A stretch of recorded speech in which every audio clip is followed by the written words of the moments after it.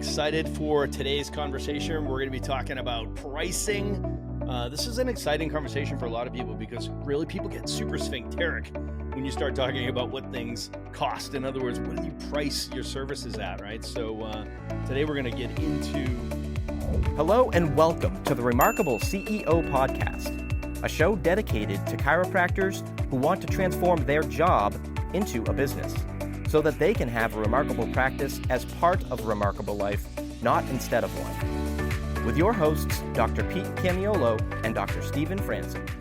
Welcome to another episode of the Remarkable CEO Podcast. I'm Dr. Pete Camiolo. And I'm Dr. Stephen Franson. And it's an honor for us to be with you here today. Thank you for tuning in, whether you're watching us or just listening to us. Hey, thanks for being a part of the Remarkable CEO Podcast. We are grateful that you are including us in your journey. We know you have a lot of different choices when it comes to who you listen to and what you watch. But if you've chosen us, we are thankful because we believe that you can have a more remarkable life and a more remarkable business. And we believe that if you can make that ascension from the owner-operator to the CEO and become a remarkable CEO, that you will see those things happen. And that is at the foundation of our heart and why we actually have this podcast and why we're talking to you right now. So thanks for taking the time to join us today. I think you're going to enjoy the topic if you were stimulated by the title. Yeah, we're going to be talking about pricing. We're going to be talking about finances. We've actually got a lot of good feedback, Dr. Stephen, on the episodes we've been doing on money. I think it's been really, really helpful. So that's inspired us. So we're continuing to talk about money concepts, money mindsets, pricing, things like that. If you've just tuned into our podcast, this is your first one, go back and listen to some of the other episodes as well. There's been some great episodes on money, just even in the last 10 episodes we've done. So make sure you circle back and get some of those concepts, because that'll really help feed you as we discuss today on our topic, which is about price testing. So Dr. Stephen, I know this came from a place of inspiration and something that we teach as well about pricing and price testing. So first of all, it's great to be together today in the studio, and excited for our episode today. Dr. Pete, as always, good to see you, brother. Excited for today's conversation. We're going to be talking about pricing. This is an exciting conversation for a lot of people because really people get super sphincteric when you start talking about what things cost. In other words, what do you price your services at, right? So today we're going to get into some of the fundamentals, some of the business fundamentals, and what we're learning now about the marketplace, because this is a fluid thing, right? So the marketplace is always changing, but there's some business fundamentals that are unchanging, and we want to make sure that we're applying these rules with some guiding metrics, right? So we have some laws of the jungle, some constructs to operate under. As you know, we love to bring constructs to the chiropractic space. Today we're going to talk about how to do price testing so we can make sure that you're capturing as much value as possible, because we know that as chiropractors, we're always focused on delivering as much value as possible, right? So you know the value equation, there's creating value, there's delivering value, there's adding value, there's capturing value, right? So that's the value economy, if you will. So when you're creating value, that's the patient education process. Now, we all know that most people show up to a chiropractic practice and they have no context for the value of chiropractic and what we really do, right? So that's the patient education piece. And then there's delivering value, which is the execution piece. That's like educating and adjusting people and changing their health trajectory. And adding value is the perception piece of it, which is what does a person realize is the value of their chiropractic care? Like, why do they start care? Why do they stay under care?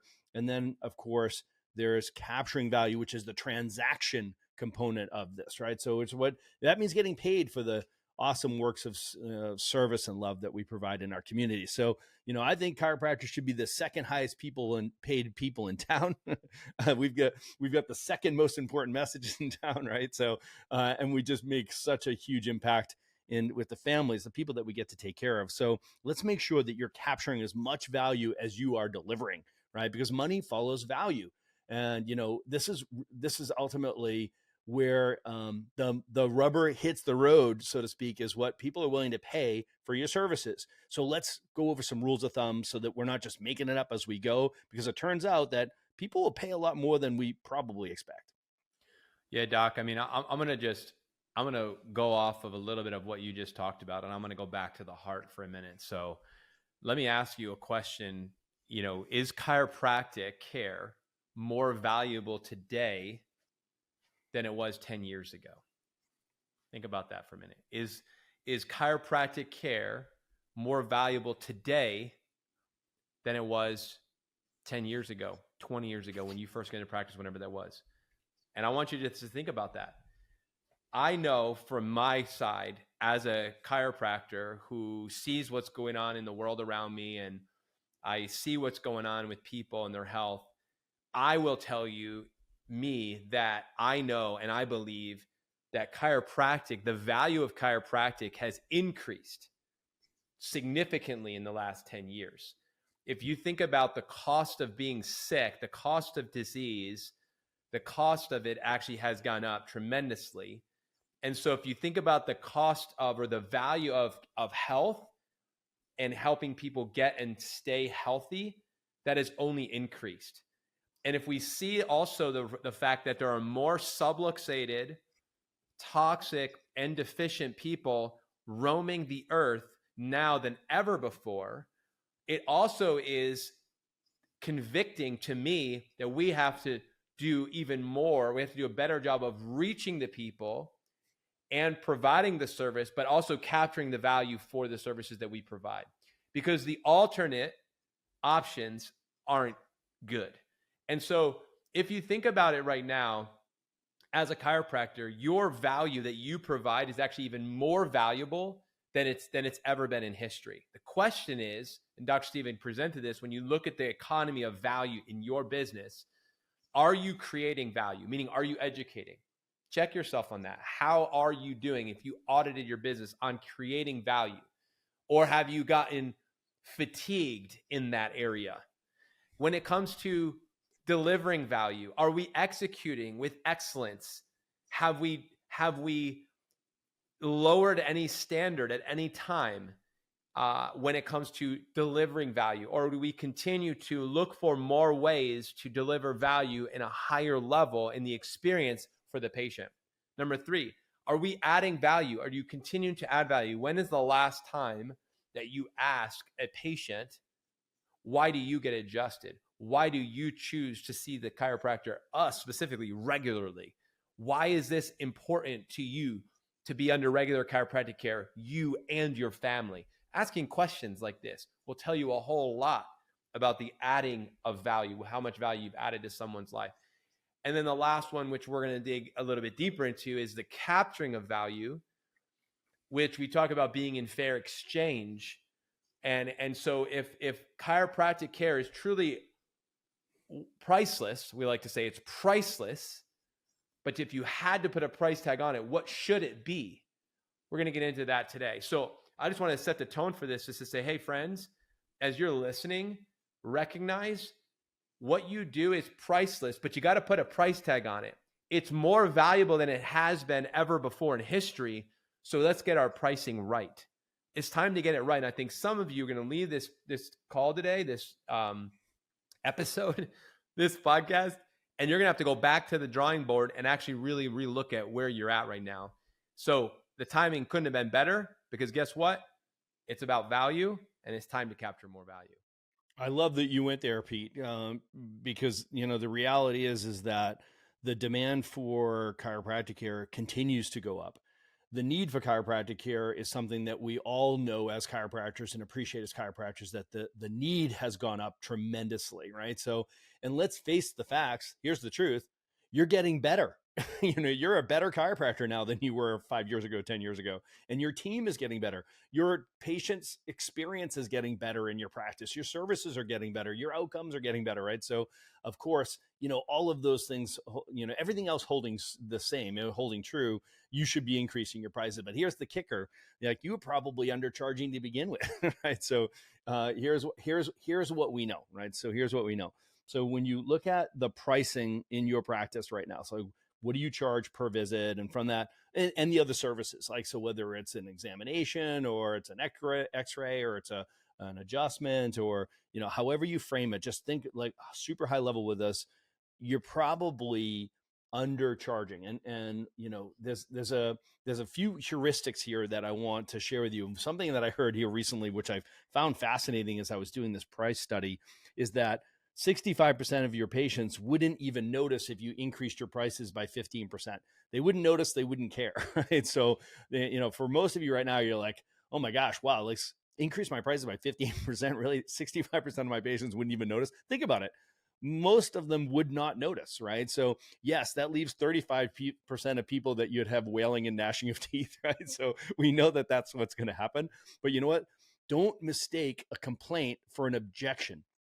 Right. So remember, that's, people like to complain. They complain all the time. It's cold outside.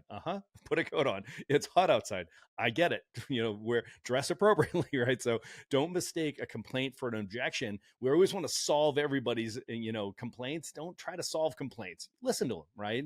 And that's the essence of price testing. Here's where this conversation comes from, Pete. So we had a mastermind this week. This is a mastermind week for us. So you and I are coming rolling out of this thing hot. One of the conversations that we had in one of our masterminds groups was with one of our docs. He's been with us for years. In fact, he started with us as an associate, and he bought his clinic from the owner. So now he's the owner of the clinic. For the last 3 years now, he's been the owner of the clinic, and they've been doing awesome, gangbusters. I mean, they're crushing it. Like 700 a week, 4 associate doctors now. I mean, just so proud of the work that he's doing, just amazing. And it's been an honor to really coach him through this process. But we were going through some of our metrics as in the mastermind. And one thing we talked about was conversion rates. Looking back at first quarter, doing our assessment process, what we recognized that he was enjoying a 93% conversion rate on new patients on day 2, right? So 93% conversion rates across 5 doctors, him and his 4 associate doctors. And as much as that's awesome, and I want to recognize that, like what it takes to do that, every CEO cell in my body was like, whoa, that conversion rate is way too high, right? And that's counterintuitive, right? So as much as you want to give them a hug and a high five, I also had to put them into a headlock and say, listen, that conversion rate is too high because your marketplace is telling you that they would pay more. Okay, they would pay more for your services. So as much as it was, congratulations, that's awesome, that number tells us what to do. And in this situation, it tells us you've got to increase your prices, because in the remarkable practice, as soon as we see conversion rates on day 2 start eking up above 85%, that's your market telling you, hey, you can bump up your prices and it's time to price test. Yeah, I think, I don't know how long you let him you enjoy the reporting of how great but that's what happens when you submit yourself to a coaching experience and a CEO mastermind. Very quickly, like, it's very sobering.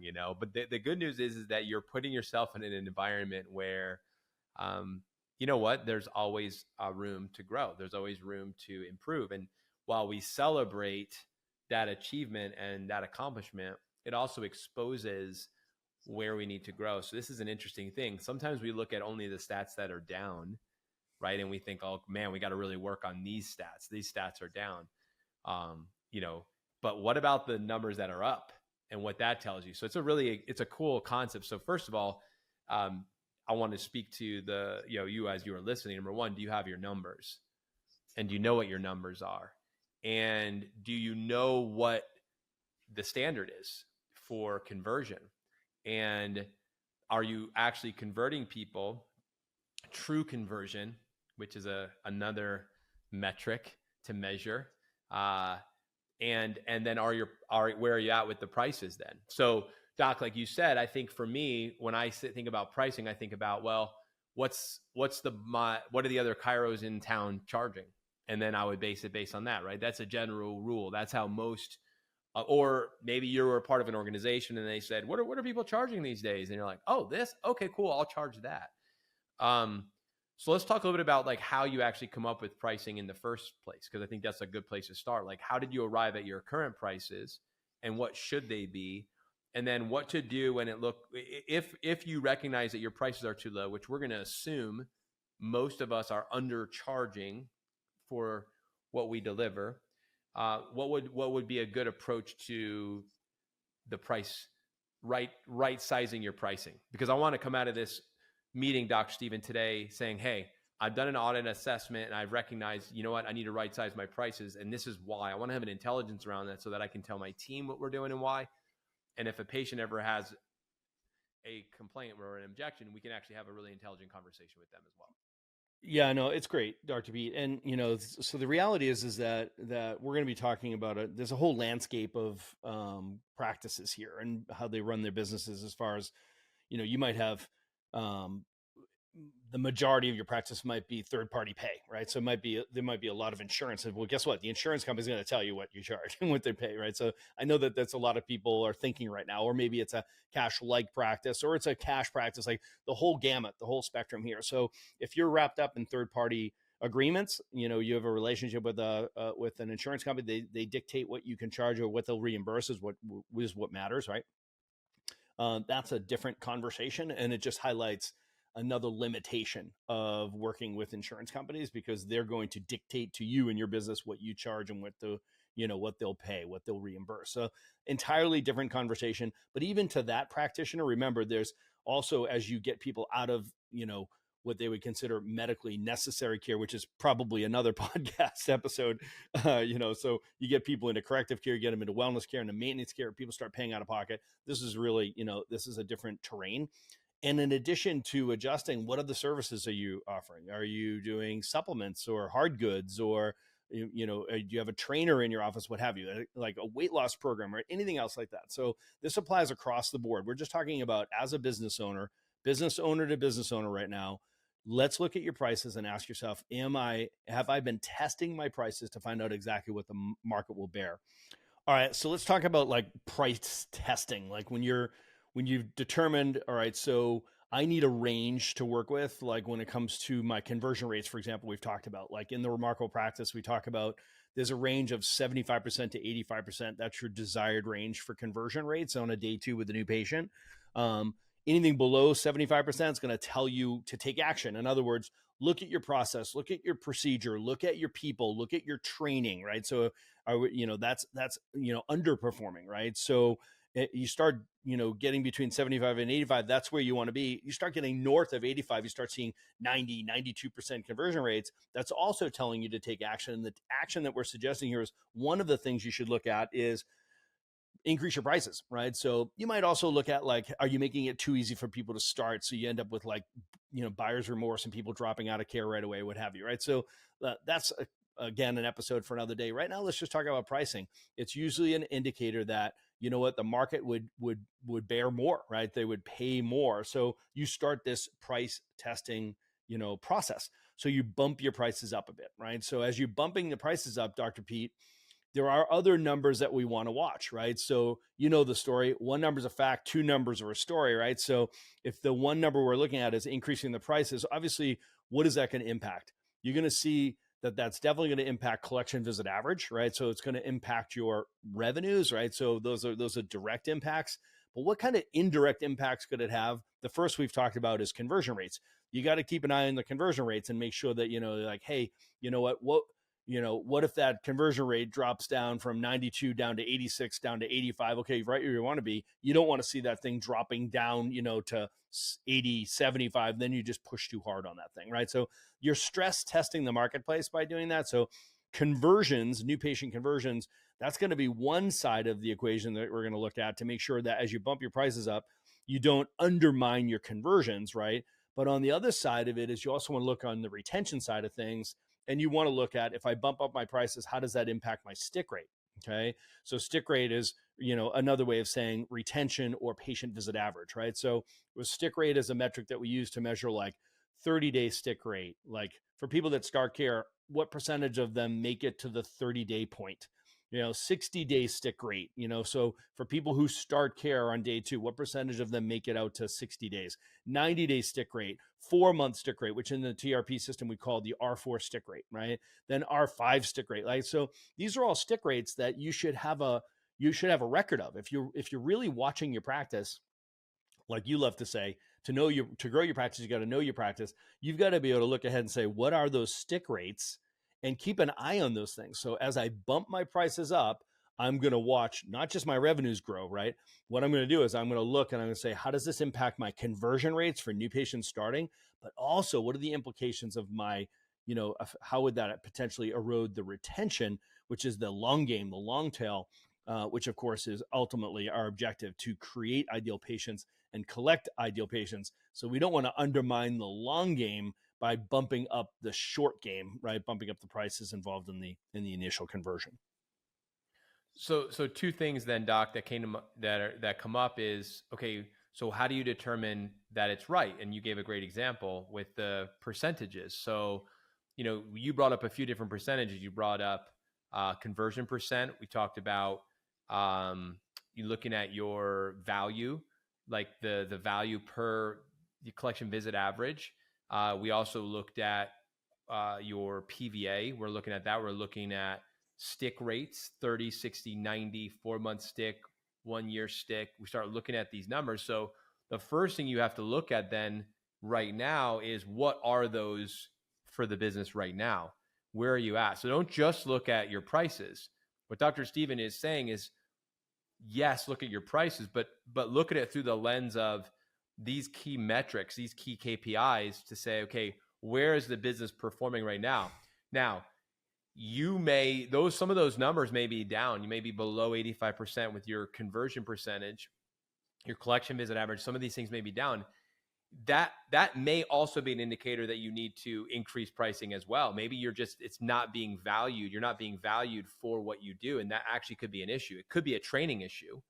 It could be an issue where, we just haven't really dialed in our day 0, day 1, day 2 process. And we really need to go back and revamp that, because, we haven't made the optimizations to that we need to. So there's a lot of factors to take into consideration as you do this audit of the pricing. So that's one. And then once you determine, hey, we're going to do the price bump, then what you need to do is, like Dr. Steven said, you need to have a 6 to 12 month period of time where you actually look at the data, because you're not going to see the data for the 6-month stick with the new price points for 6 months. So there's got to be a commitment to data, to tracking the metrics, and say, okay, this was before May when we did the price, we right-sized our prices, we price increased in May, let's say. So now we're going to have to wait all the way until, October to really see how this has impacted the business. So we have to have a long game view. We have to be able to separate the stats, what things were before we increased the prices. Now let's look 6 months after. Let's look at what's happened since we've increased the prices. That's where you're going to have to test it and see. So the test isn't like, we increased it on Monday, we had 2 report of findings and they didn't close, we're going back to the old price. Yeah, just don't do that. That's not how we do it. Do you know what I'm saying? Like, we've got to be mature, and we got to say, okay, once we release this, we're committed, right? There's a conviction, there's a commitment. We say conversion is a reflection of your conviction. That includes your care plans, your financial plans, those agreements we're making. So go back and get convicted around this. There's got to be a level of conviction, Dr. Steven, around right-sizing your pricing, which is why I talked about the heart of it at the beginning, because I said, listen, if you don't have conviction around this, the first sign of opposition, it's kind of like, let's go back to the way it was before. Yep. And that's not what we want to do. So just to make sure you have the right view of this as you go through this process. There was so much in what you said right there. I want to tease out a few of the gems. So, one thing you said there, and just for an overriding narrative on this, is remember that it's, when they don't convert very often, it's death by 1,000 cuts, right? So it's not necessarily just one thing. Okay. But we all know the power of pricing. Okay. So just stop for a second, right? Like let's say, like I was looking to buy a piece of jewelry for my wife for our anniversary, right? So when you wander, if you're anything like me, you wander in a store like that with great trepidation, right? So you walk up, or you're buying a car, buying a house, whatever it is, right? So in the absence of value, all you have to go by is cost, right? So it's like, I don't know what I'm looking at when I'm looking at these pieces of jewelry, for example. So you see one that's $5,000, you see one that's $1,200, and you see one that's $400. what's the best one? Like, you know nothing else, right? So you know nothing else. And Pete, can I say this? They all look exactly the same, right? You're just like, all you have to go on is cost. So literally immediately in your mind is like, well, this is the best one. Okay. So it's true with you buying cars or you buying houses or watches, or right. Let's just call it what it is. Right. So that's how the human mind works. So when people are shopping around town and you're looking for, they're looking for the best chiropractor, are you underpriced? Right. Are they looking at it and be like, okay, so clearly they're the best, right? I want to go see the best, right? So, and they're the best. You don't have to be the most expensive, but that's just a visceral example of like how we use price in our minds, right? So it's like, we don't have, in the absence of value, in other words, we don't know anything about chiropractic yet. We know we want an outcome. We have a lot of value for the outcome. How do we find the best chiropractor? Well, in the absence of value, all you get to go by is cost, right? That's one piece of it, right? So, and if things are sideways in your conversion process, et cetera, don't blame your price. Okay. That's probably the last thing you're going to look at. Look at, are we establishing value? And that's an entirely different conversation, right? So I love where you went with that, Dr. Pete, because it is critical that we recognize that number will communicate a lot, right? Price will communicate a lot. And we have to recognize the power of that. Okay. Now, what you said after that was you got to keep an eye on your metrics over time. And, it sounds like a lot of work, right? Well, guess what? The juice is worth the squeeze, right? Because if you get your pricing right, you're going to be scooping up all that money you're leaving on the table. Okay. Because let's do a very easy example of how much one minor price shift can impact your profit, right? So let's say you have $100 product that costs you, you charge $100 for product, okay? It costs you $90 to fulfill that product, right? So your profit is $10. So that's a 10% profit margin, okay? So you charge $100 for a product. It costs $90 to fulfill that product for fulfillment, right? Delivery. So there's $10 left over, which is 10% of $100. So you have a 10% profit margin. Well, what if you bump the cost to $105? It's still $90 to deliver it. So your profit just went from $10 to $15. You've just increased your profit margin by 50%. Okay. This is really impactful when you start looking at this at volume, right? It says that very simple exercise. What we just did there is we tweaked your price. We bumped up your price by 5% and increased your profit by 50%.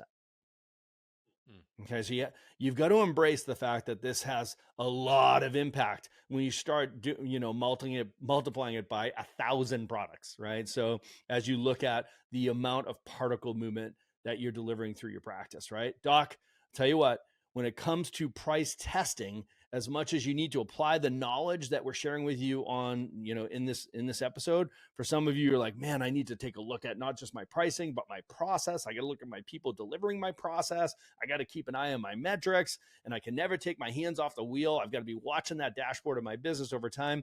It sounds like a lot of work, but CEOs, listen up. When it comes to price testing, the juice is worth the squeeze.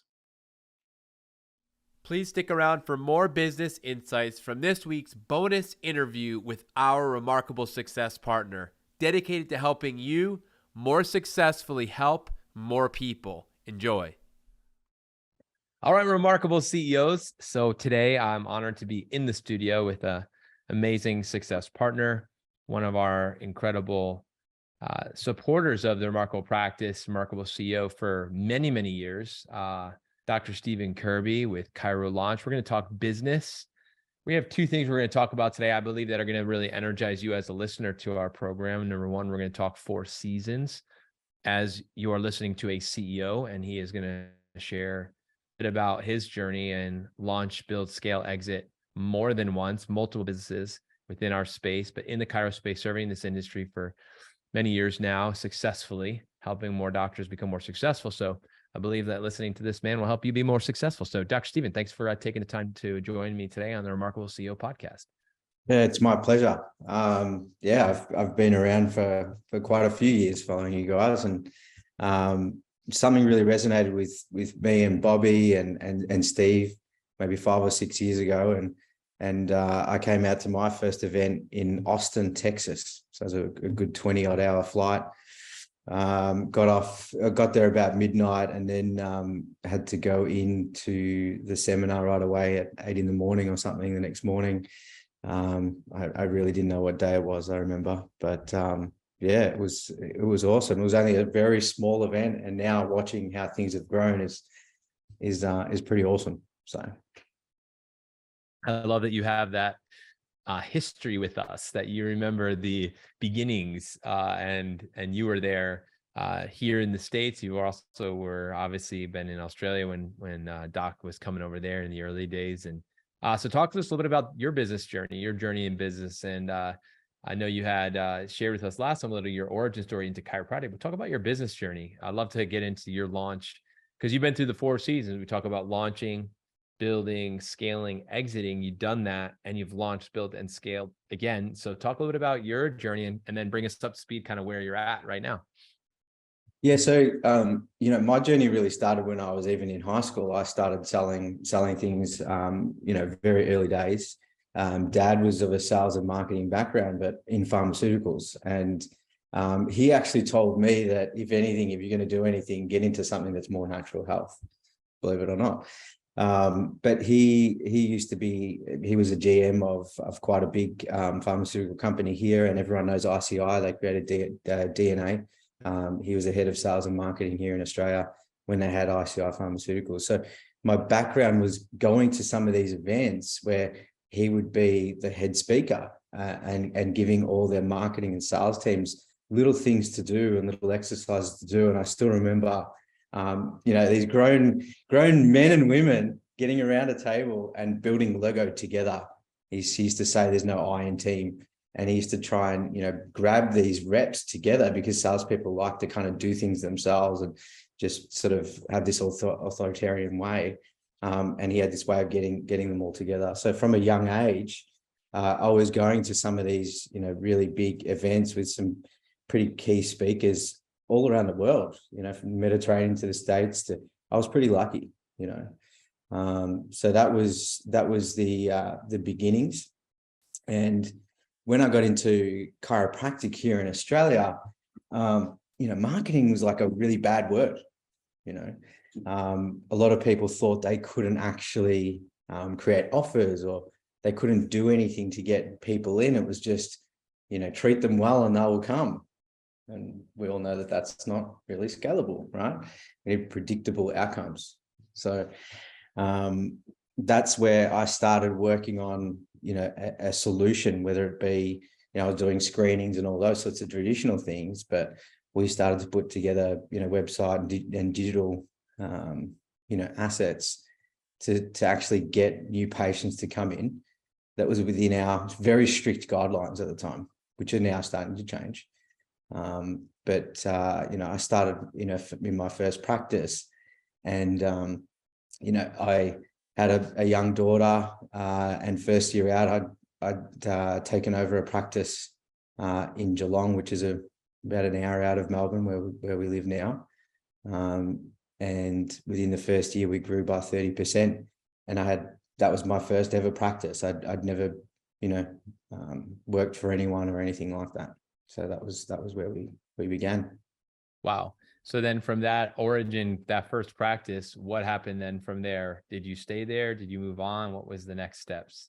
No, so something clicked. I'd been offered a couple of times to sell the practice, and something clicked in my head, and I went to move to the Gold Coast, which is like our second home, and met up with the Bonfire crew, and started in some practices there, and then started some of the practices on the Gold Coast with a couple of the guys. And we grew a lot from screenings, but I started to see how we could apply screenings digitally. I met my wife, and all our family were in Melbourne, so we decided to go ahead and move back. And we built our practice in Melbourne using predominantly digital marketing. And so I basically started doing it for myself, knowing that at screenings, people were just starting to look at their phones as an excuse. And so I thought, if their attention's there, let's just go and be there. And I was talking to a friend in Canada, and he asked if I could help him. And that's where we started doing officially doing marketing for other chiropractors. It wasn't that I thought, hey, this would be a good business or whatever. It's just kind of based on that and surveys. Like I was asking coaches, like I asked Steve, I asked Russ Rosen, I asked a few, what's the biggest issue for chiropractors? And it was always, new patients and consistent new patients. And so my focus has always been from a doc's point of view. Like if I'm running this, like when I guess it's how we were brought up, but basically if I'm in your house, I'm going to treat it better than mine. And so I want to make sure that if we're trying to help you as a chiropractor, I'm getting you results. It's not just fancy marketing and making it look pretty. It's down to what are the stats? How many new patients are you actually getting in the door, and what are you doing with them? And that's really what matters. And I think the biggest thing that we've found is that a lot of chiropractors don't even know their stats. They haven't got an awareness on, their vital signs is what you guys call it. And even the focus with us is like CPLs or, cost per lead, but you can have a high cost per lead, but be converting a lot of people and have a better return than someone's got a low cost per lead, but they're not doing much with it. And so people understanding each step of the process is really important, when we're doing things, but also we just come from a results-based marketing point of view. It's like, these are the amount of people that are actually interested, now get them in the door. Right. So that's been the journey. So we've built a few practices, exited, been a part of quite a few sales now, like where we help out with some of the sales because they're clients, we go and do that. And so I've seen a lot of people, as well as myself, going through those different seasons that you guys discuss. It's really interesting, really an interesting journey. I love that. I think it's awesome that you have, that you have an appreciation for a couple of things. Number one, the seasons, as you've navigated those seasons. Number two, the data. We talk about, using data metrics, we call them vital signs, as you said, to having an understanding of not even just each step in the process, but what's happening in each step of the process. And based on the data to know where there might be an adjustment needed in the process, or some sort of an adjustment needed in the scripting or the procedure. So I love that you have an awareness of that as a chiropractor who, obviously markets for chiropractors and helping doctors reach their people. That's a big thing to me. And then also the results point of view. So beginning with the end in mind and recognizing what real ROI could look like and how it doesn't look the same to everybody, right? It's not a cookie cutter approach, like you said, on what that can look like, depending on, who your audience is and where your location is and what your budget is and what your goals are. And I mean, there's a lot of factors to take into consideration. So talk to us a little bit about that. I mean, so very clearly you've been in the game, built multiple practices, exited multiple practices. You've built a marketing agency as well. And I know you have more opportunities, going to be coming your way as you continue to just lead in this space. So talk a little bit about what you're up to now, and maybe even more specifically within the arena of marketing. What's kind of the climate, the temperature right now? It's 2023. What do you see happening? What do you see coming? What are you doing about it? What can we do about it? Love to hear from you on that. Yeah, so we've been doing a lot of different, R&D in the background. Facebook's still leading the pack, but there's other things in there that we've implemented, like reactivation campaigns that really consistently draw people in for a very low cost. They're already people that have been your customers, so it's a lot easier to have them start back. And there's different ways of doing things that actually get them to come back in. So that's been a big focus of ours. And running some TikTok ads and doing those sorts of things has been quite advantageous, especially in the States. There's a different platform in the States. So we have to do some tricky stuff with VPNs and things like that to make us look like we're in the States. But that has been quite successful as well. And so I think moving forward, what I like to stick to is what's successful. I think a lot of people with marketing, they'll have something really working well and they'll go to try and change to something that they think is going to work better. And we've got a mantra over here at the Chirolaunch that's bred by me, is that you don't replace a successful action for one that you think is going to be more successful. So you've proven it, right? And so a lot of the time what I see is people doing really quite well and then going and veering off in different directions. Like, hey, I need to do this to decrease my CPL, but this is working well. So do that as well and see if that proves itself. And so that's a lot of the time I see people just jumping to different silver bullets. At the moment it might be Chat GPT or it could be TikTok or whatever. But if you've got something working, I think that's something that you stick to first and then move on from there. So hopefully, I love that. I think it's a genius. It's so simple, but really kind of profound. We kind of think that, we have to keep moving on, and maybe we are the ones that get bored. Like I'll give you an example. I know this is old school, but screening, I know you built your business on screening originally, when you first started. And, I look at screening as an example. It's 2023 and I have clients that I work with who are screening and they're successfully bringing in new patients. As an example, it's still effective. In other words, like you said, stick to what's successful. If you are a screening clinic and you have a town that does well for screening and you historically have screened well, it's still a valid method to market and it can be very effective. And another one would be speaking. I know for a season during the pandemic, things might have been shut down for a while. We pivoted and audited and went to like maybe webinars and things like that. But now we're back in many places, most places around the world, doing corporate talks and doing dinners with the doctor, things like this, doing events, speaking events. And those are successful and they can be successful. You don't have to overthink this. Digital marketing, same thing. It's successful. Why, change things up? Like you said, you can be just because you're digital marketing doesn't mean you should stop screening. Just because you're screening doesn't mean you should stop digital marketing. Like you should we teach having the 3 tributaries, internal, external, digital, a third is a general rule that we teach. Like you need to be having your digital marketing going. You need to be doing the external marketing. You need to be doing the internal marketing. That might feel overwhelming to some people, but the reality is that's a really healthy marketing approach, right? You should be able to have, but they should all be successful to some level. And if it's not, then that's when you make the changes. But if it is successful, stick with it. I mean, speak to that just a little bit about how do you advise clients who are maybe looking to, I want to get rid of all my other marketing and just depend 100% on digital. And then all the pressure's on Dr. Kirby and their crew over there at Chirolaunch. It's like, time out. That's not how a CEO approaches marketing. Can you talk a little bit about how you kind of counsel?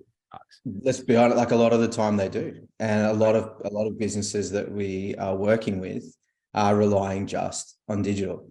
And that gets them through and it's easier for them. And that's one of the reasons why I produced this, was because I didn't want to be, taking my weekend away from my family to do a screening. I get it, but it doesn't mean we just stop doing all these things. That consistent flow is so important. And COVID should have taught us this. It shouldn't have just taught us, oh, we should just do digital. It should have taught us that it's important to have as many communication lines out there so that we can have, as many people educated in chiropractic.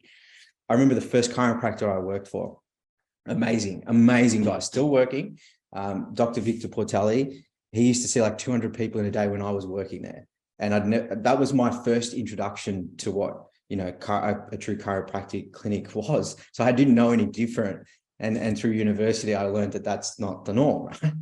But I used to watch him go out and do talks 2 hours away. And you'd think, well, why would you do that? How are they going to come 2 or 3 times a week? It was just part of his disseminating nature to give out this whole, and, BJ and all these guys used to talk about it, give it out for free. They used to have a radio station, all sorts of stuff. He used to just go out and do these talks. And you know what? People still drove. They'd drive from 2 or 3 hours away to come and see him. They'd spend a day or two, get a few adjustments, then go back and do this, weekly to solve some of their, some serious issues that we were seeing at the time. And so I've seen firsthand how important it is to give out that free content. And so what I see sometimes is people getting stuck on, this is my only avatar. These are the only people that I really want to target, or I only just want to target this small area. And it's like, guys, overall, we need to educate people on what chiropractic is, whether or not they're coming into your practice or not. It will come back to you.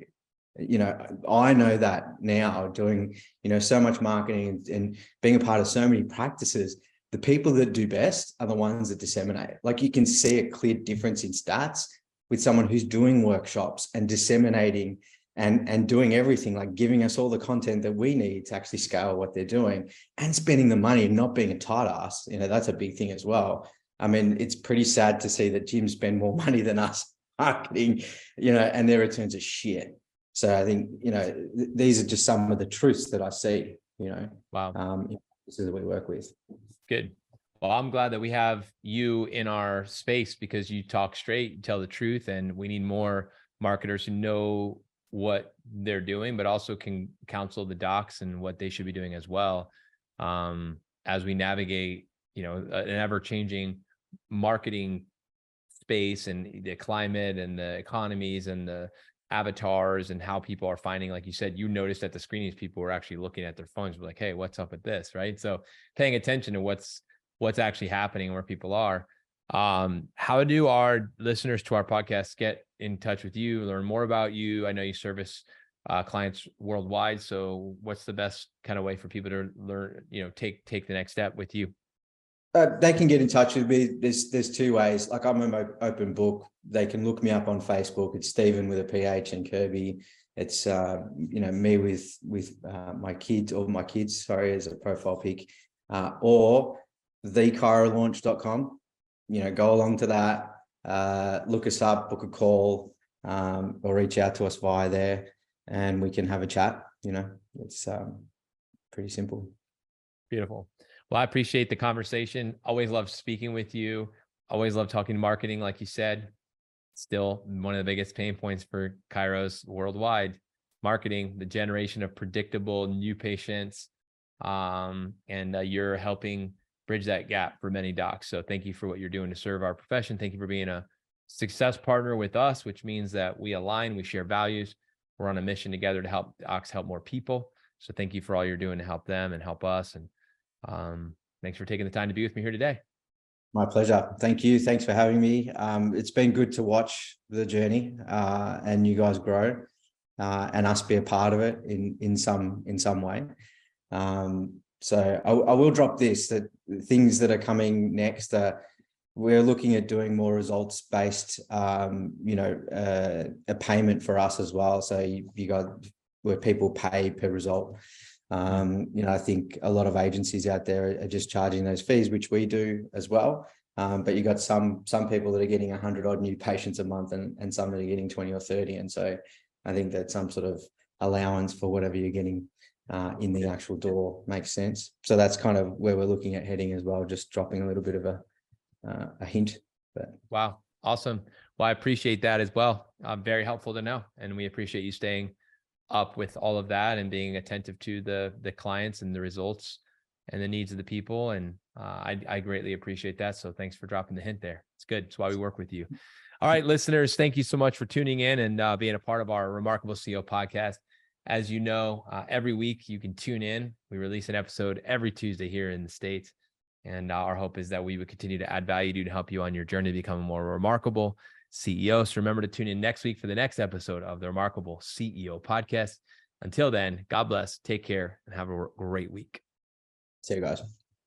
Thanks for listening to this episode of the Remarkable CEO podcast. Remember, what the world needs now is chiropractic, and what chiropractic needs now is more successful chiropractors. If you like this podcast, please subscribe, share with a friend, and leave us a review.